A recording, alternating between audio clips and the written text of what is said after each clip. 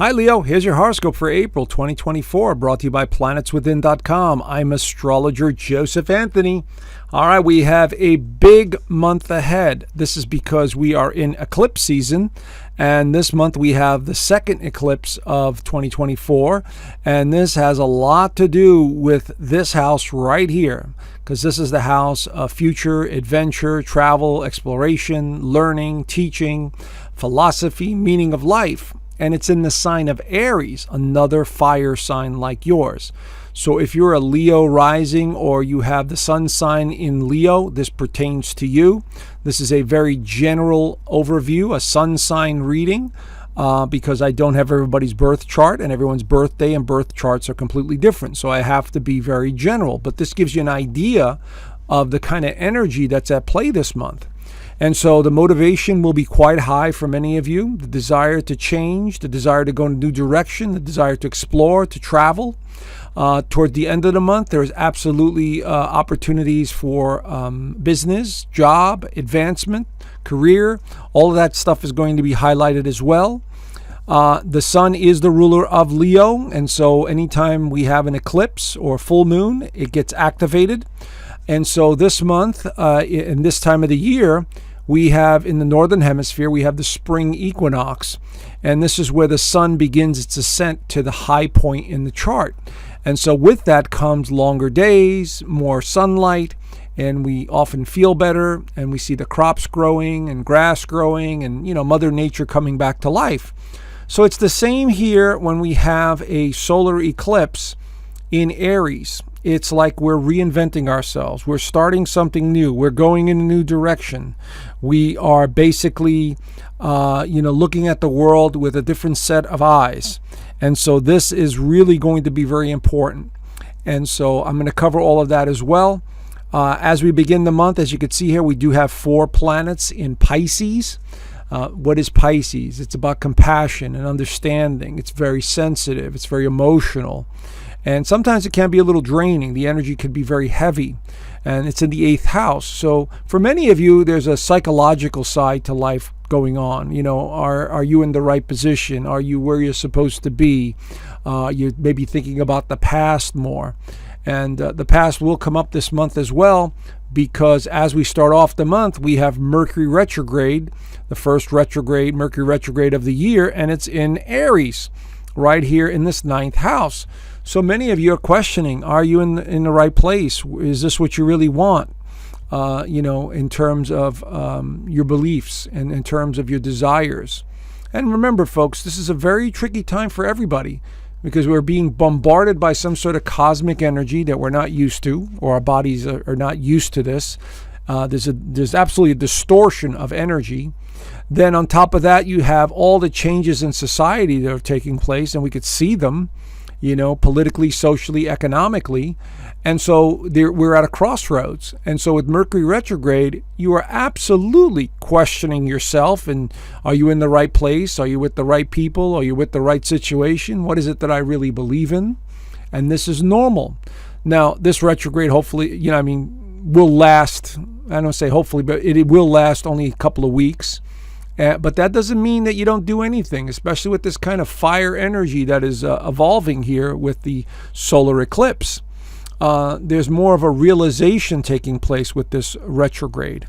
Okay, so maybe you're going back to the past in some way, thinking about people from the past, thinking about maybe going back to school or education for some of you, because the 9th house represents education. And so a new door is opening, but at the same time with this Mercury retrograde, you're still taking a glimpse at the past. Now, my suggestion is don't dwell in the past. Don't stay in the past. It's a waste of energy, especially when we've got all these planets that are going to be moving into Aries. And we have a wonderful conjunction between Jupiter and Uranus this month that is going to ignite your passion and desire to do something different in career or your status. It will be very important, okay? Feeling like very fortunate or lucky. So don't let this Mercury retrograde slow you down. Now, Venus enters Aries. Now, Venus is associated with relationships of all kinds. And so when Venus enters Aries, it doesn't work too well, but it is motivating the self, because Aries is the self. Venus is all about balance and fairness. and they're a little bit at odds with each other, but because it's in your ninth house, wanting to explore, spending time with friends, wanting to socialize, romance, business endeavors, business partnerships. This falls all under this umbrella with Venus in Aries at this time. So you can see here slowly the planets are going to start moving out. Mars will move out of there. The transiting moon, that leaves in 2 days. But Saturn will stay here, and Neptune will stay here at least until 2026. And so Venus here is going to absolutely help motivate you even more. So take advantage of it while it's transiting there. But here is the big news. The new moon solar eclipse in Aries, on the 8th. Here it is at 19 degrees of Aries. So wherever this is in your actual birth chart, that's the area that gets lit up. And so generally speaking, when we have a new moon like this, very strong, it's conjunct Mercury retrograde, it's conjunct Chiron, and even loosely conjunct the North Node. You will be pushed in a new direction. You will come to some sort of realization. And this is all over the course of the next, I would say, 3 to 9 months. Okay, because eclipses can take up to a year to manifest themselves. But usually the 3-week mark, the 3-month mark and the 6-month mark are the most pivotal. And then going into the 9th month, they could also be very pivotal.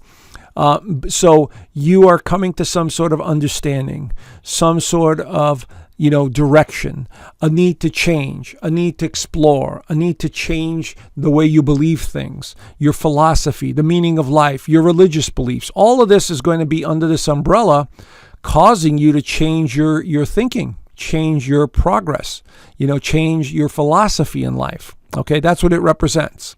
So it doesn't mean doom and gloom, end of the world. It just means, all right, I understand now. I understand. I see. This is what's going on. This could also be in the political world. Maybe it's changing your political views because the 9th house represents politics as well. And we know that's changing. All over the world it's changing. So this is under this umbrella. But remember, it's the self. Aries is the self. So self-aware, self-realization, self-awareness, self-motivation, improving oneself physically, emotionally, psychologically. This is all under this umbrella of this solar eclipse. The sun enters Taurus on the 19th, right there. Now, this is a very magical alignment here because the sun is your ruler. It enters Taurus, which has to do with money, possessions, the sensual side of life. But we also have Jupiter and Uranus conjunct at 21 degrees. We could be in for some major surprises in April, especially you guys that are rising sign in Leo or, sun sign Leo. This could be something to do with financial matters. This could be something to do with conversations that surprise you. Remember, Uranus is all about surprises. So you may have some surprising conversations, some focus on your business or your job. This is all going to be front and center this month, very much in a big way. Also, Venus will switch signs and go into Taurus as well. We'll also add into that 10th house. So it could have something to do with new partnerships. It could have something to do with a marriage. It could have something to do with your career in terms of, getting promotions. The 10th house also represents governments. So maybe, if you're involved in some sort of government, like a military person, or you have contracts with government agencies and stuff like that, it could have something to do with that. Maybe you're running for local government. And going into politics, because that's what's signified with these two houses being lit up for many of you. So there's a lot here at stake having to do with the public this month as the sun makes its way into the 10th house. Now, the full moon in Scorpio, this is on the 23rd in this 4th house of home, feeling, and foundation. So many of you are really thinking about moving, rearranging your family dynamics. Maybe you're into real estate and maybe you're thinking about selling off some property. Maybe you're thinking about remodeling in some way or doing something with land. This is all under this umbrella of the 4th house. And so this is coming to some sort of realization. Both signs of Scorpio and Taurus both represent money, investments, financial matters. But there's a T-square going on here to Pluto. So there could be some issues with family dynamics, a partnership, real estate matters, changes to how you do things with other people. Could also have something to do with the family dynamics in terms of a child or a loved one that is really, wants some sort of significant change. And there's a lot of pressure here being put upon you for that. You see? So this is the dynamics that I'm seeing here with this, something to do with work, the home life, feelings. So this full moon is shining a giant spotlight on something or someone in your life at this time that you need to pay attention to. Okay? Mercury goes direct on the 25th. Now we can get some clarity, some better vision or understanding over the course of the next few days after Mercury goes direct. So I would highly encourage you guys to start moving in the direction you want to go in. The solar eclipse ignited your passion, and at the end of the month, Mars will ignite your passion because it will leave Pisces and go into Aries as well. So keep an eye on that. Venus enters Taurus on the 29th. There you go. Here's some more motivation for you. Okay? Being in the public, partnering up with someone, talking about money, finances, all of that stuff. Food. Maybe you're investing in a restaurant or something. Maybe you're investing in a food company of some kind. Taurus rules food. And so this is all under this umbrella. Venus in Taurus could absolutely be more sensual, more romantic in a sense. And again, it depends on where this all falls in your birth chart. It will be squaring Pluto, so there could be some issues with family, partnership, family dynamics, other people. So keep an eye on that, okay? But it is definitely highlighting that house.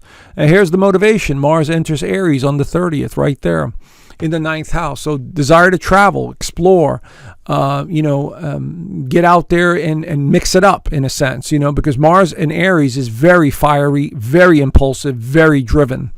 And so this is no longer Mars in Pisces, which is kind of wishy-washy and not motivated. Now this is lighting the fire under you to move forward in the direction you want to go in.